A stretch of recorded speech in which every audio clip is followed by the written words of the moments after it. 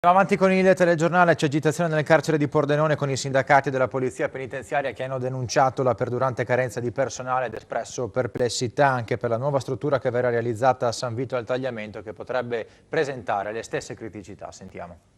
La situazione nel carcere di Pordenone è drammatica. Con queste parole gli esponenti dell'Unione Sindacati di Polizia Penitenziaria del Triveneto nei giorni scorsi hanno lanciato il grido d'allarme per la grave carenza di personale che opera nel castello, dove sono operativi 36 agenti, un numero ben lontano dai 53 che dovrebbero essere gli uomini in pianta organica. Secondo gli esponenti sindacali, che già dal 4 novembre hanno proclamato lo stato di agitazione, le condizioni in cui versa il carcere di Pordenone sono insostenibili perché i detenuti sono troppi rispetto al personale in servizio. Dietro le sbarre ci sono infatti 44 persone, con altri 5 detenuti in arrivo e 3 semiliberi.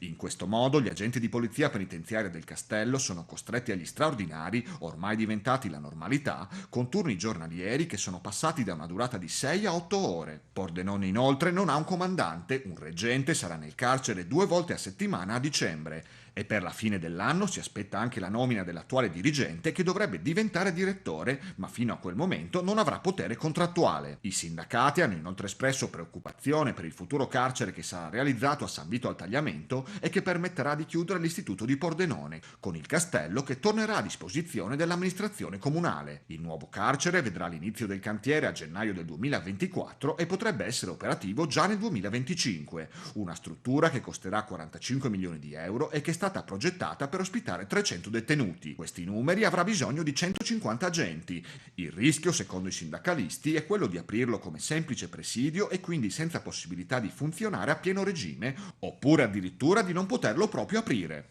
In questo senso dovrà intervenire il ministro della giustizia Nordio per dare un'accelerata all'arrivo di nuovi agenti e per risolvere un problema che compromette sia il lavoro del personale che le stesse condizioni di vita dei detenuti.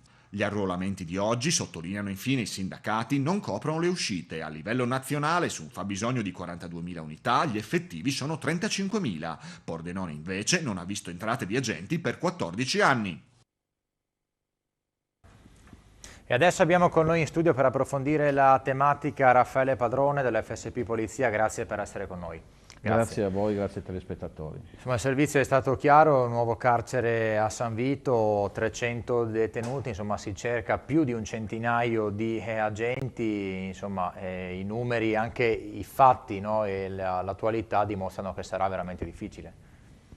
Ma questo è un argomento delicato che io ricordo di averne parlato tanti anni fa, quando il sindaco precedente a questo di San Vito metteva in atto la volontà di aprire questo carcere. Allora io, favorevole all'apertura di un nuovo carcere, a questa nuova struttura, perché noi abbiamo delle carceri che sono veramente obsolete, ma soprattutto carceri che sono in situazione veramente disperata per un sovraffollamento di detenuti, perché noi pensiamo che solo il 70% sta scontando nelle nostre carceri la pena detentiva, il resto sono tutte persone, definitiva, le altre sono tutte persone in attesa, l'altro 30% di giudizio sono in attesa di un processo definitivo, in appello, quindi abbiamo il 30% in più che è lì, giustamente è lì, ma bisognerebbe velocizzare poi quello che è l'esterno.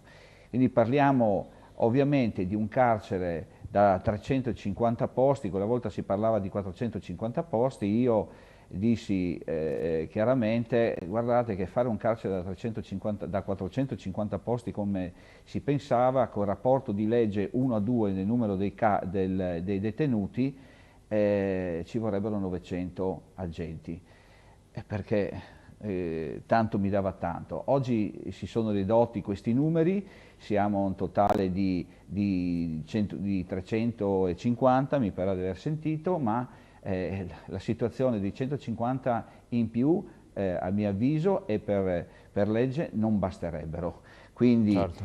ci sarebbe una situazione veramente di default. Bisogna stare attenti quando si pensa a fare queste strutture mega, perché se no facciamo un conto con il servitore, facciamo un conto con Poggioreale, pensate quanti agenti ci sono. Invece diciamo quanti agenti in meno hanno anche loro della polizia penitenziaria.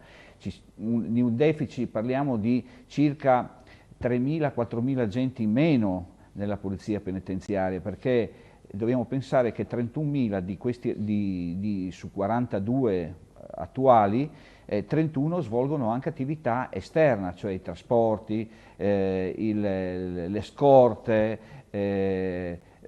la burocrazia che va effettuata giornalmente in un carcere, quindi una sorveglianza magari esterna, non all'interno. Quindi guardate che su 31.000 svolgono questa attività, da 42 vedete quanti ne rimangono. Quindi abbiamo un deficit importantissimo, e addirittura abbiamo un deficit anche del capo, del direttore dei carceri. C'è un direttori che fanno doppia mansione, cioè sono direttori di qua e direttori di un'altra parte, quindi come diceva il servizio è una situazione anche questa molto molto grave. Noi abbiamo un sovraffollamento di persone che è pari in Friuli Venezia Giulia al 136%, quindi situazioni veramente gravi. Cioè, la Lombardia credo che arrivi addirittura a 170-180% in più di detenuti che dovrebbero essere a disposizione e trattenuti, e quindi c'è 9.000 persone in più all'interno delle nostre carceri. Questo è. E se abbiamo 9.000 persone in più dovremmo avere 18.000 agenti di polizia penitenziaria in più. Questi sono calcoli che basta leggere, conoscere la legge e si fanno subito. Allora il nostro governo dovrebbe prendere veramente in mano anche questa situazione, ma è come un po' nelle forze dell'ordine in genere, no? Ci sono questi deficit di anni, questi gap che non vengono superati, la spesa della sicurezza, perché anche questa è sicurezza, anche questi sono agenti. Vediamo, guardi, ci sono poi suicidi, abbiamo 1.600 suicidi all'anno all'interno di queste strutture, difficoltà lavorativa, perché essere a contatto con queste persone che sono detenute non è poi così facile lavorarci, no? Quindi direi che bisognerebbe veramente prendere in mano, rastrellare tutta la situazione del comparto sicurezza e rivederlo, perché non è solo l'aumento che interessa al poliziotto, ma è lavorare in sicurezza, lavorare con serenità e lavorare in uffici dignitosi. Prendiamo il nostro carcere di Pordenone, non credo che gli agenti lavorino in una situazione dignitosa. Era forse più auspicabile che nuovi 150 agenti invece venissero messi in forza magari alle squadre volanti, alle attività di controllo effettivo sul territorio.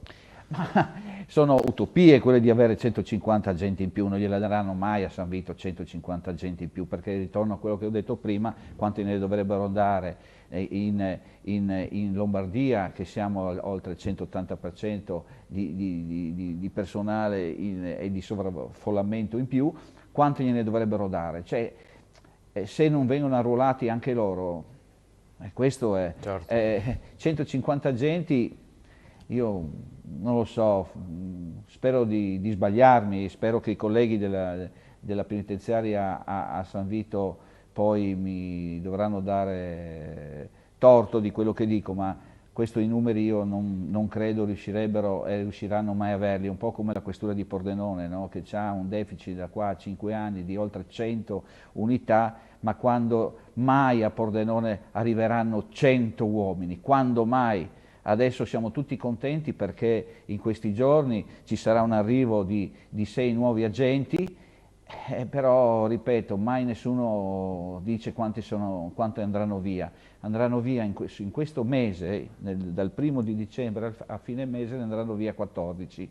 Gli altri 20 sono andati via prima, durante il corso del 2023. Io l'ho già detto, sono stufo di dirlo, ma mi piace essere trasparente quando dico queste cose. Qua centinaia di agenti a Pordenone non arriveranno mai, e questa è la difficoltà. Voglio capire cosa intendono fare nel nostro ordinamento, cosa continueranno a fare. Ripeto, non sono quei soldi o quegli aumenti che fanno gola a tutti, ma è vivere, lavorare in serenità, perché se il collega lavora in serenità e lavora è contento di essere lì e presente, sicuramente renderebbe molto meglio anche al lavoro con tutti i sacrifici che si stanno facendo, non si chiuderebbero degli uffici per andare a fare magari l'ordine pubblico e quindi il cittadino, ripeto, sarebbe molto più contento e avrebbe sicuramente un servizio migliore da parte della Polizia di Stato, ma